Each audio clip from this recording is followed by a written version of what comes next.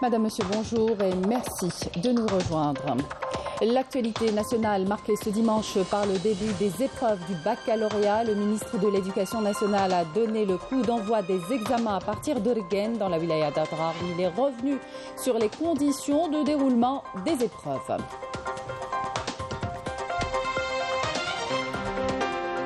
L'actualité est aussi économique avec l'ouverture demain de la 53e édition de la Foire internationale d'Alger. Plus de 30 micro-entreprises seront au rendez-vous au Palais des Expositions Open Maritime à Alger sous le slogan « Pour un partenariat stratégique ». Au Maroc, la grogne s'exprime partout, dans les rues, sur la toile, mais surtout dans les stades où les supporters crient haut et fort leur détresse à travers des chants et des slogans qui traduisent leur désarroi et décrient un régime responsable de leur malheur, de leur qualité de vie misérable et indigne. Bienvenue à tous. Donc, nous entamons cette édition avec l'actualité nationale marquée ce dimanche par le début des épreuves du baccalauréat. Le coup d'envoi des épreuves a été donné ce matin par le ministre de l'Éducation nationale, Abdelhakim Belabed, à partir du lycée Djebabri Mohamed dans la commune de Rgen, dans la wilaya d'Adrar. Dans une déclaration à la presse, le ministre de l'Éducation nationale est revenu sur les conditions de déroulement de cet examen national ainsi que sur les dates de délibération des deux épreuves du bac et du BEM. On l'écoute.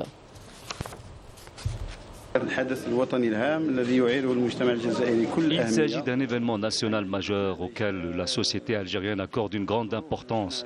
Aujourd'hui, nos enfants passent les épreuves du bac et on connaît le poids de cet examen dans la société algérienne. Les conditions de déroulement de ces épreuves dans cette wilaya sont bonnes. C'est d'ailleurs le cas dans tout le pays. Tout se passe bien et les épreuves ont débuté dans de bonnes conditions et ce dans toute wilaya du pays. En ce qui concerne les résultats, ceux du BEM, ils seront annoncés fin juin et ceux du bac, ce sera probablement durant la 3e, voire la 4e semaine du mois de juillet. On revient à présent en chiffres sur ces épreuves du baccalauréat, session 2022, avec Amélia Mlel. Les épreuves du baccalauréat session 2022 ont débuté ce dimanche à 8h30 à travers l'ensemble du territoire national. 700 000 candidats sont concernés cette année par cet examen décisif important réparti sur plus de 2500 centres d'examen. Tous les moyens humains, matériels et médicaux ont été réunis. Un protocole sanitaire a été mis en place par le ministère de l'Éducation nationale. Notre équipe est composée de médecins, psychologues et infirmiers.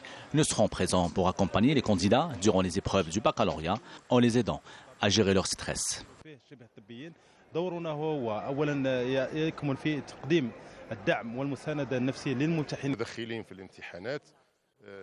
Le transport est assuré pour les candidats et les encadreurs. Pour ce qui est du protocole sanitaire, les mesures de prévention seront appliquées en adoptant la distanciation sociale, la mise à la disposition des candidats du gel hydroalcoolique. En ce premier jour des épreuves, tous les candidats plancheront sur les sujets de la langue arabe et de l'éducation islamique. J'espère que j'aurai une bonne moyenne dans l'épreuve de la langue arabe. J'ai bien révisé. Et on est à l'aise parce qu'on a bien travaillé toute l'année. Inch'Allah, dnaoui le bac, avec mention bien sûr. Un peu de stress, mais j'arrive à gérer puisque j'ai bien révisé mes cours. Alhamdulillah. La Direction générale de la Sûreté nationale a mis en place un plan spécial incluant un dispositif sécuritaire pour veiller à la sécurisation des centres d'examen tout en renforçant la présence sur le terrain des forces de police et en assurant l'escorte et la sécurisation du transport, de la distribution des sujets ainsi que le transfert des copies vers les centres de collecte à la fin de chaque épreuve. C'est donc le jour J également pour les candidats aux besoins spécifiques qui passent les examens du baccalauréat. Les responsables du secteur de l'éducation ont réuni toutes les conditions afin d'assurer un climat propice à ces candidats et ceux des établissements de rééducation où le respect du protocole sanitaire est en vigueur. Maya Kharfi, Malika Blel. Rania est malentendante de naissance. Son problème auditif n'a pourtant en rien altéré sa volonté de se distinguer dans son cursus scolaire. Candidate au baccalauréat, la jeune fille s'apprête à franchir l'une des étapes les plus importantes de sa vie. Mon souhait pour le moment, c'est d'avoir mon bac. J'ai tellement attendu ce moment. Je profite de l'occasion pour remercier mes parents d'être toujours là pour moi et les enseignants pour leur soutien psychologique surtout. Le rêve de Rania, c'est d'aller à l'université et de continuer ses études.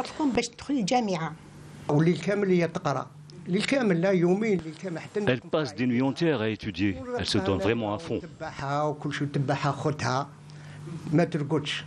Tous les moyens pédagogiques sont assurés pour permettre aux candidats aux besoins spécifiques de passer cet examen dans de bonnes conditions. Toutes les conditions matérielles pour une bonne prise en charge des candidats aux besoins spécifiques sont réunies à notre niveau, que ce soit la disponibilité des livres ou les moyens d'hébergement des candidats qui habitent loin. En ce qui concerne l'accompagnement psychologique, nous l'avons entamé depuis le début de l'année scolaire. La prise en charge des candidats aux besoins spécifiques et leur insertion dans la société figurent parmi les objectifs de l'État et des responsables du secteur. Le ministre de l'Intérieur, des collectivités locales et de l'aménagement du territoire, Kamel Beljoud, s'est entretenu ce matin avec Idriss Dokoni Adiker, ministre de la Sécurité générale et de l'immigration de la République du Tchad, en visite de travail en Algérie. Les entretiens ont porté sur les voies et moyens de promouvoir les relations bilatérales et consolider le partenariat algéro-tchadien. Je vous propose d'écouter. Dans l'actualité est aussi économique avec l'ouverture demain de la 53e édition de la Foire internationale d'Alger. Plus de 30 micro-entreprises seront au rendez-vous au Palais des Expositions Paix Maritime à Alger sous le slogan pour un partenariat stratégique avec comme invité d'honneur les États-Unis. Badia Marni. La Foire internationale d'Alger, dans sa 53e édition, est de retour. Elle ouvre ses portes du 13 au 17 juin, après 2 années d'absence à cause de la pandémie de coronavirus. Au total, pas moins de 698 entreprises prendront part à cette manifestation économique, dont 187 étrangères venues de 20 pays. Les entreprises nationales qui participent à la Foire internationale d'Alger représentent plusieurs secteurs d'activité. Il s'agit des industries chimiques et pétrochimiques avec 87 entreprises, des industries mécaniques et agroalimentaires avec 68 entreprises chacune, les services avec 66 entreprises, les industries électroniques, électriques et électroménagers avec 42 entreprises, en plus de 66 entreprises dans les services, 45 dans le bâtiment et travaux publics, 35 dans les industries manufacturières et 100 dans le secteur de l'artisanat. À toutes ces sociétés qui vont exposer leurs produits et leur savoir-faire dans différents segments d'activité s'ajoutent 19 filiales d'entreprises étrangères en Algérie.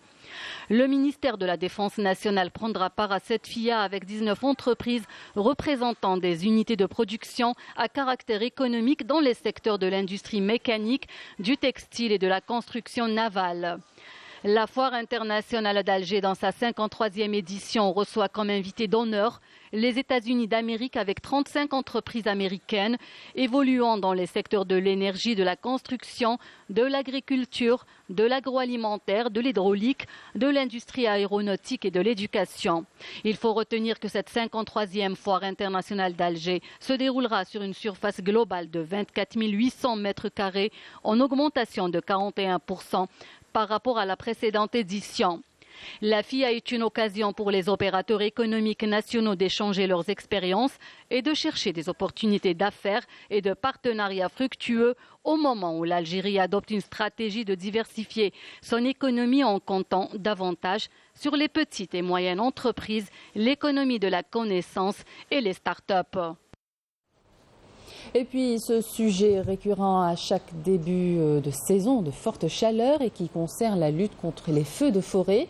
À Alger, plusieurs associations font dans la sensibilisation et la pédagogie sur les risques qui peuvent provoquer des incendies. Exemple à la forêt de Saoula. Regardez ce reportage de Sofiane Hamoudi. Par cette belle journée ensoleillée, ces enfants s'apprêtent avec enthousiasme à mener une grande campagne de nettoyage dans la forêt de Shaoula. Un des poumons verts d'Alger, un lieu qui attire une centaine de visiteurs, surtout durant les week-ends. Râteau et pelle à la main, cette initiative est menée par des dizaines de bénévoles de tous âges et de plusieurs associations. Objectif, nettoyer et sensibiliser aux dangers provoqués par les déchets qui jonchent les forêts, car lutter contre les incendies passe essentiellement par la prévention. Le nombre de participants avoisine les 600 personnes. L'objectif n'est pas de faire participer ces enfants dans le nettoyage, mais nous avons organisé pour eux un concours pour les initier. L'opération de nettoyage est du ressort de l'APC. C'est une campagne de sensibilisation et de volontariat destinée à toutes les couches de la société pour éviter les incendies de forêt. À travers cette opération, nous lançons un appel à la vigilance à tous les citoyens. Nous sommes à la veille de la saison estivale où les incendies sont fréquents et souvent provoqués par des petits débris et des broussailles. Nous avons organisé cette journée de sensibilisation en direction des enfants à travers un divertissement. Ces bénévoles se retrouveront la semaine prochaine dans la forêt de Shaoula pour mener une opération de reboisement. Je dis aux citoyens de ne pas jeter. كي يجوا ياكلوا يلعبوا لازم زبلتهم يجيبوهم معاهم للدار باش يرموهم. أول مرة أشارك في تنظيف البيئة وهي مبادرة جميلة جدا وأتمنى أن تتكرر مجددا. Avant moi je faisais ça. Vous nettoyez? Oui, étant jeune. Alors avant je partais avec mes enfants, le papa aussi là yarhamhom, on nettoyait, on faisait نغرسوا les arbres, la plantation des arbres. L'appel est donc lancé pour la préservation et la protection de l'environnement. La forêt de Shaoula n'est que le début d'une longue campagne de nettoyage qui touchera pratiquement toutes les communes de la wilaya d'Alger. Des campagnes qui permettraient de prévenir les incendies de forêt et laisser ces espaces propres.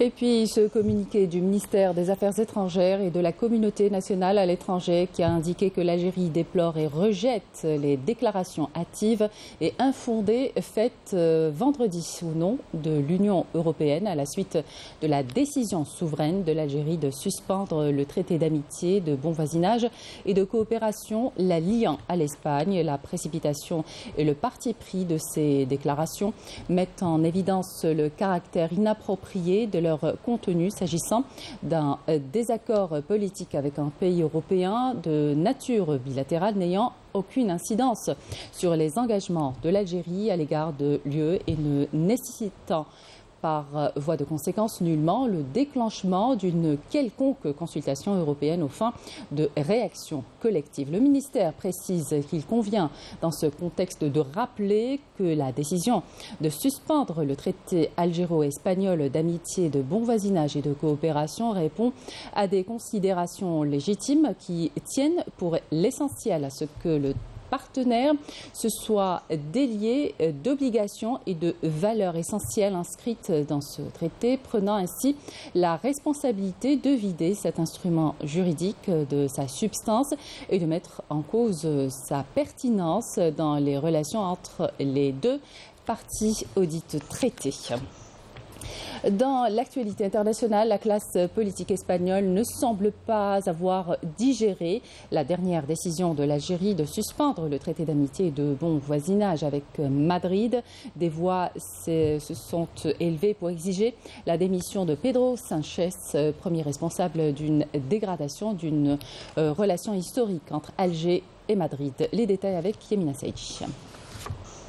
Après la suspension par l'Algérie du traité d'amitié, de bon voisinage et de coopération, les réactions de la classe politique en Espagne se poursuivent.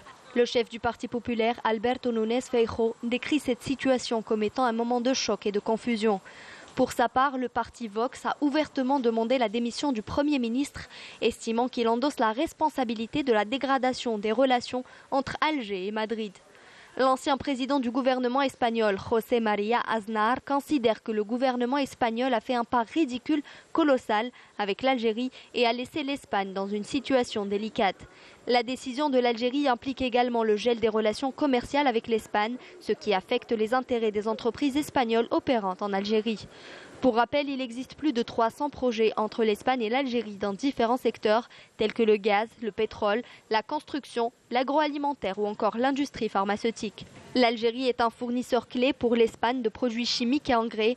80% de toute l'ammoniac importé par l'Espagne provient de l'Algérie.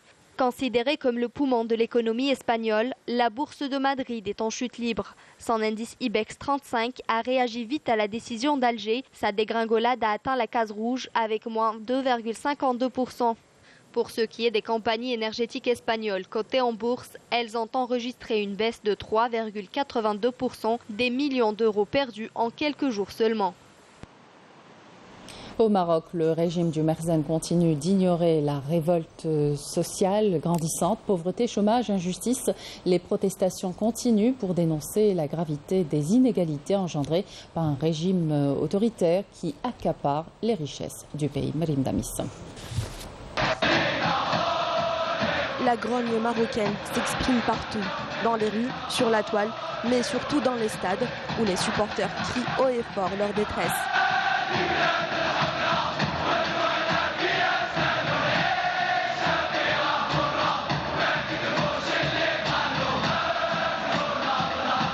Les chants et les slogans déclamés traduisent leur désarroi et décrivent un régime responsable de leur malheur et de leur qualité de vie misérable et indigne.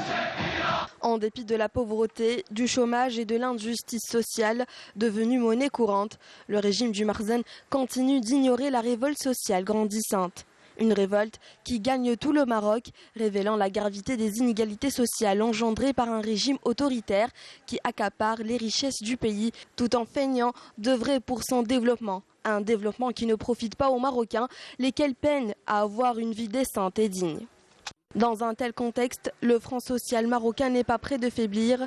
Il se dit engagé dans son combat pour la dignité, condamnant un monarque qui continue de faire fi de sa détresse et d'ignorer ses doléances. On ne peut plus légitime. Malgré la répression violente des manifestations et la propagande étatique qui vante les mérites du Merzen, les voix de protestation se font entendre à travers tout le Maroc, notamment dans les localités rurales qui vivent dans le dénuement total. Selon des chercheurs marocains, l'aggravation de la crise socio-économique au Maroc attisera certainement la protestation sociale qui monte notamment à cause de la cherté de la vie. La flambée des prix des denrées alimentaires de base suscite un mécontentement, ce qui a poussé les Marocains à maintes fois investir la rue pour dénoncer cette situation sociale insoutenable, tout en espérant avoir un jour des réponses à leurs revendications légitimes. Toujours au Maroc, les mouvements de protestation se durcissent pour dénoncer notamment les conditions de vie des milliers d'habitants laissés pour compte dans la ville de Tmara. Les habitants des bidonvilles dénoncent la situation de vie insupportable. Leur seule arme, manifester pour faire entendre leurs revendications. Les détails avec Marim Damis. Nous sommes dans la ville marocaine de Tmara.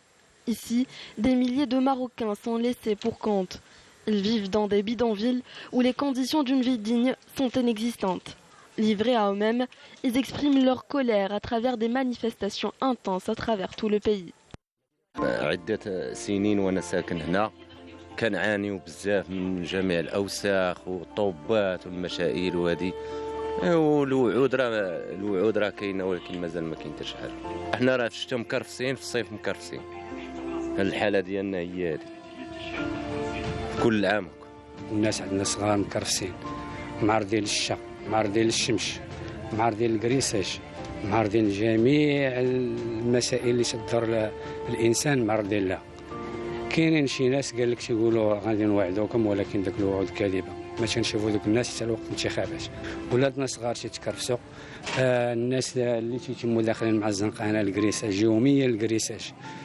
عندك لا ما كانش هنا تيمشي واحد 7 الناس تيمشيو ضحايا ديال الكريساج هنايا بالليل راك ما تخرجش.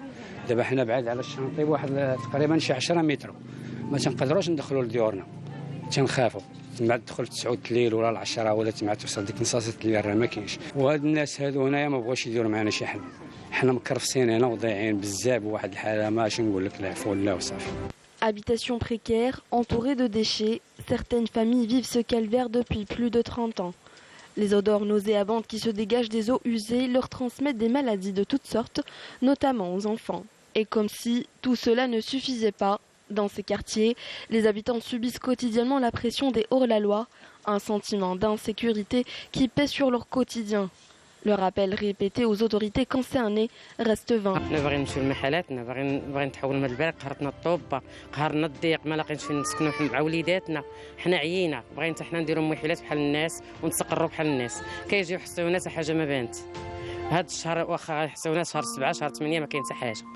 احنا باغيين موحلاتنا باغيين ديورنا حنا بحالنا بحال الناس. حنا عايشين مكرفصين، عايشين في الوسخ، عايشين في الطوبه، عايشين مكرفصين، عايشين في الصاد.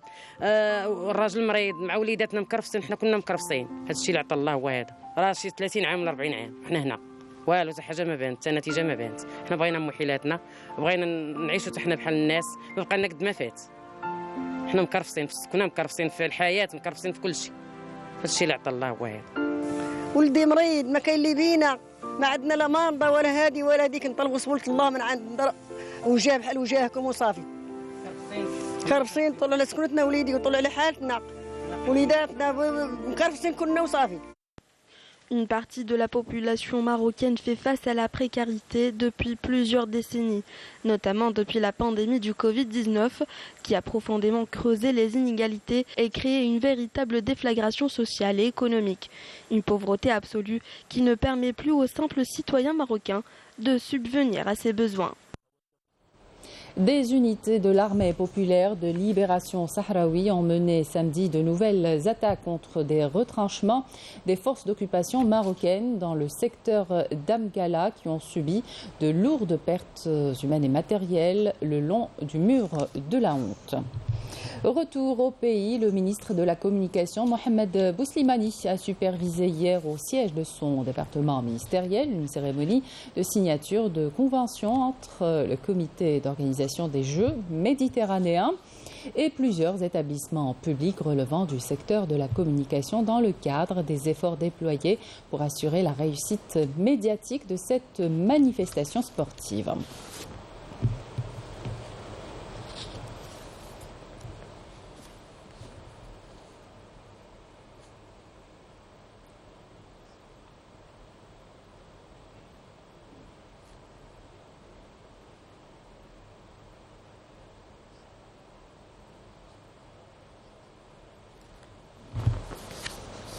Mohamed Aziz Darouaz a également animé ce samedi une conférence de presse organisée par l'Organisation nationale des journalistes sportifs au complexe Mohamed Boudiaf. Le commissaire du comité d'organisation a abordé plusieurs points, notamment celui relatif aux derniers préparatifs des Jeux méditerranéens. Couverture Halima Ouchi. À 2 semaines du début des JM d'Oran, le commissaire des Jeux se veut confiant, mais surtout rassurant. À plusieurs reprises, des responsables ont fait des déclarations dans ce sens.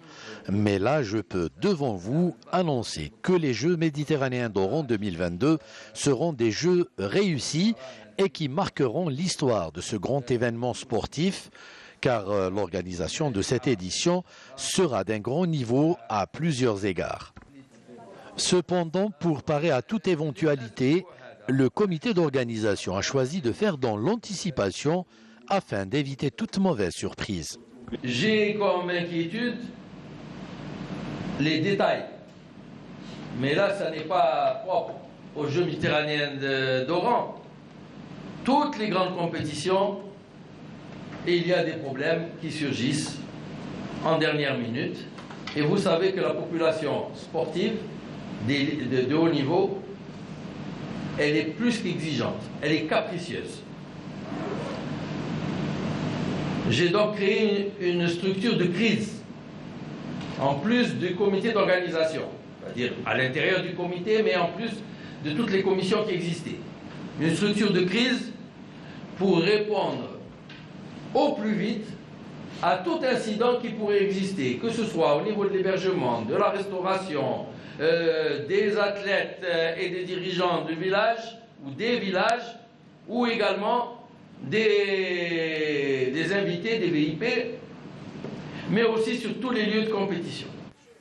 Pour celles et ceux qui souhaiteraient assister aux Jeux, Mohamed Aziz Delouez a tenu à préciser que l'acquisition des billets se fera exclusivement en ligne. Nous avons décidé d'utiliser la plateforme utilisée récemment lors du match de football qui a opposé l'Algérie à l'Ouganda pour mettre à la disposition du public les billets d'accès via Internet. Ce choix est motivé par notre volonté de permettre aux familles désireuses d'assister aux Jeux de le faire dans les meilleures conditions et renouer ainsi avec cette tradition qui existait chez nous avant et que nous avons hélas perdue. Je tiens juste à souligner que les billets pour assister à la cérémonie d'ouverture seront payants et mis en vente en ligne. Par contre, pour assister aux compétitions, l'accès est gratuit, mais l'acquisition des billets se fait également en ligne.